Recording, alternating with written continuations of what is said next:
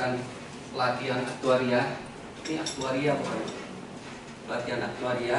Kenapa nggak kita namakan pelatihan PSAK 24? Karena memang PSAK 24 yang jadi dasar Bapak Ibu untuk mencadangkan kewajiban, PSAK 24 yang menjadi panduan bagi Bapak Ibu untuk mencadangkan kewajiban imbalan kerja, itu 80%-nya itu bicara soal aktuaria, soal metode aktuaria. Jadi tantangan buat kami aktuaris, bagaimana non-actuary bisa memahami aktuari. Ya? Tantangan buat kita nih. Kalau aktuarinya sendiri di kampus gitu, itu mata kuliah yang harus diselenggarakan 2 semester.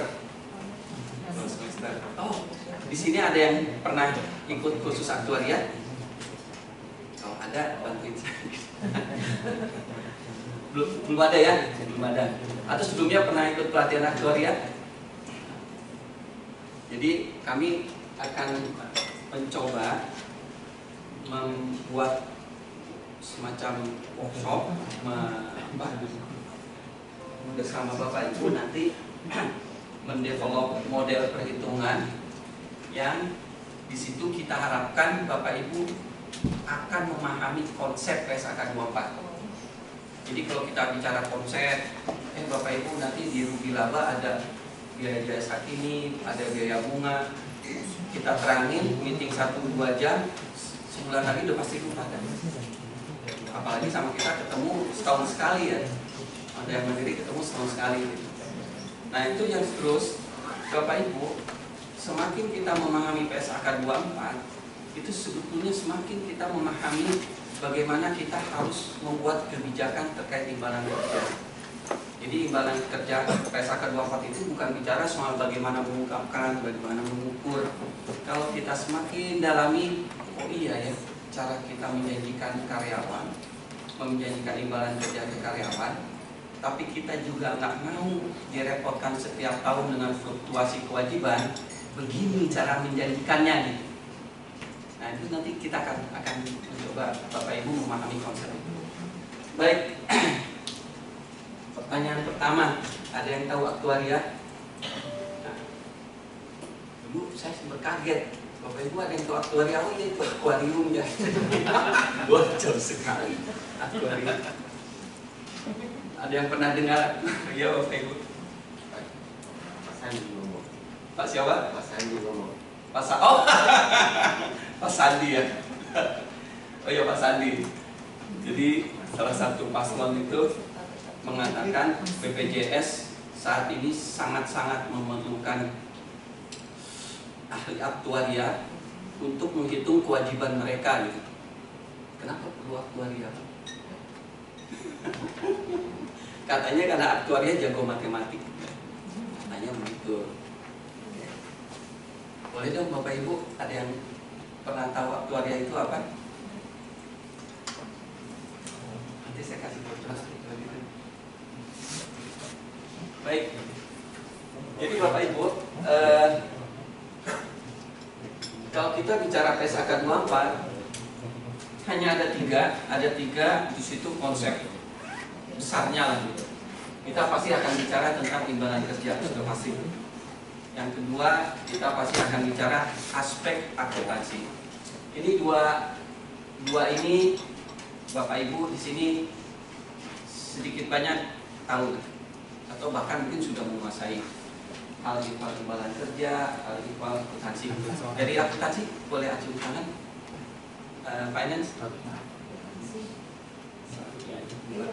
Dari HRD. Oh HRD, teman-teman dari HRD yang paling banyak ya hari ini. HRD. Oke.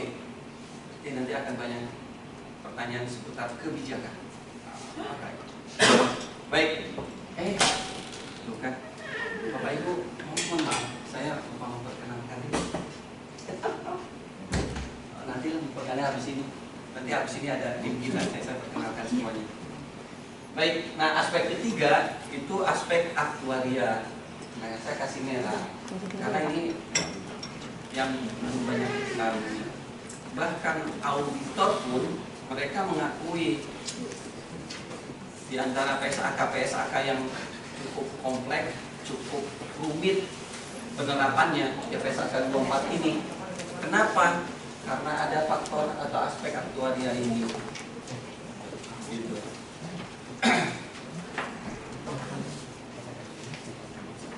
Bapak Ibu pernah diminta perusahaan bikin cadangan pesangon nggak? Waktu itu pernah? Tiap bulan pakai hitung sendiri? Pakai mandiri. Buat aktuari kan Oke. Dulu sebelum ketemu aktuaria, dia mandiri atau konsultan aktuaria, Bapak Ibu dulu ada yang pernah diminta bikin cadangan pesangon? Ada yang pernah? Siapa yang pernah? Bapak pernah? Gimana Bapak ngitungnya? auditornya Minta kan ya? Oke. Ya auditornya bilang ke perusahaan, Bapak Ibu tuh punya kewajiban kalau karyawan Bapak Ibu berhenti, sudah pasti Bapak punya kewajiban, Bapak Ibu punya kewajiban bayarin pesangon. Masa buku Bapak Ibu nggak ada itu cadangannya, kewajibannya berapa? Oh hitungin, nah gitu kan, suruh ngitung. Nah sekarang Bapak ngitungnya gimana? Dulu ngitungnya gimana? dia kasih tabel terus dia kasih Isi ya, kita tinggal masukin ada berapa terus jadi ada rumus-rumusnya, Bapak cemplungin datanya, keluar angka gitu. Tahu nggak proses di dalamnya ada apa aja? kamu bekerja Serialnya. Oke. Kemudian ini apa interest Tingkat guna. Oke. Yang Bapak sodorin ke perusahaan untuk dicatat apa? nilainya Nilai apa itu? nilai cadangan yang harus disediakan oleh perusahaan sewaktu-waktu diperlukan. Oke. Bapak Ibu keywordnya bagus. Jadi perusahaan atau auditor akan minta ke Bapak Ibu berapa kewajiban atau cadangan yang harus disiapkan saat ini, dia akui saat ini. Kalau sewaktu-waktu akan muncul pembayaran terkait pesangon kan gitu ya Pak ya. Itu seperti itu. Undang-Undang 13 tahun 2003 ya. Ya Bapak berarti harus paham dulu Undang-Undang 13 2003 kan ya. Jadi beberapa kasus yang kami temukan di lapangan, ada yang menghitung cadangan pesangon. Satu, misalnya dengan cara anggap aja semua karyawan berhenti saat ini, betul nggak? Bisa nggak? Ya, ada hak apa kalau berhenti? Uang pisah kan ya? Atau uang pergantian hak? Atau ada sesuatu yang diberikan untuk karyawan yang mengundurkan diri? Dihitung aja semuanya per tanggal perhitungan. Anggap semua orang punya hak atas uang pisah, itu yang dicadangin, betul ya? Misalkan seperti itu, nah, bisa. Oke. Kenapa Pak? Ya, oke. Mungkin ada yang setuju, tapi kan nggak seluruh karyawan saya bisa anggap mengundurkan diri. Saya nggak bisa anggap karyawan saya semuanya mengundurkan diri, atau menganggap karyawan saya mengundurkan diri semuanya sesuatu yang kayaknya nggak wajar gitu, betul nggak? Betul nggak? Saya hitung uang pisah karyawan A, karyawan B, karyawan saya hitung semua, dapat angka 100 miliar. Ini catat angka yang wajar nggak? Angka yang bisa kita terima nggak? Angka yang kita bisa justifikasi nggak? Bahwa ini sesuatu yang mencerminkan kewajiban perusahaan saat ini. Tidak kan ya? Kayaknya ada sesuatu yang enggak kayaknya. Terus tadi kata Pak Tengku, kita harus menghitung ke depan. Karena kewajiban perusahaan itu bisa jadi jatuh tempo saat ini, ada yang jatuh tempo 1 tahun ke depan, ada yang jatuh tempo 3 tahun, ada yang jatuh tempo pada saat pensiun, betul nggak? Betul kan? Seperti itu. Nah, jadi kami juga menemukan ada perusahaan yang ngitung, saya anggap aja semua karyawan saya pensiun, gitu kan? Saya anggap semua karyawan saya pensiun, pesangonnya berapa dia bisa pensiun, kenaikan gajinya dihitung berapa persen, masa kerjanya diproyeksikan sampai pensiun, dapatlah kita pesangon di usia pensiun. Nah, terus tadi kata Pak Tenggu itu ditarik nilai sekarangnya, betul kan? Ditarik nilai sekarangnya, itu namanya nilai sekarang, betul ya? Jadi di satu sisi Bapak Ibu punya cara ngitung, semua anggap berhenti. Terus di satu sisi Bapak Ibu juga punya konsep perhitungan, anggap semua karyawan saya pensiun, betul ya? Bisa seperti itu kan? Itu bisa dilakukan sendiri nggak? Bisa kan ya? Bisa, apalagi HRD sudah paham lah tentang pesangon atau tentang apa yang dijanjikan oleh perusahaan melalui PKB-nya gitu, melalui peraturan perusahaan paham. Nah, itu alternatif kedua, ada yang itu mengundurkan diri dianggap bubar, dianggap mengundurkan diri, ada yang itu sampai pensiun. Ada yang juga ngitung ekstrim, anggap semua karyawan saya di-terminate saat ini. Kalau di-terminate itu berarti berhak atas berapa? 2 kali pesangon kan ya? Nah, 2 kali pesangon tambah 1 kali penghargaan. Kalau yang tadi dianggap mengundurkan diri semuanya, ini lebih ekstrim lagi, dianggap semua karyawan saya di PHK, pecat, beres, aman dong, kata perusahaan. Kalau saya punya kewajiban segitu tuh, katakanlah 500 miliar, sudah dihitung secara perseorangan hak-hak mereka. Kalau di-terminate pada saat itu dapat 500 miliar, aman dong. Kan perusahaan bisa bilang gitu ya, aman gitu.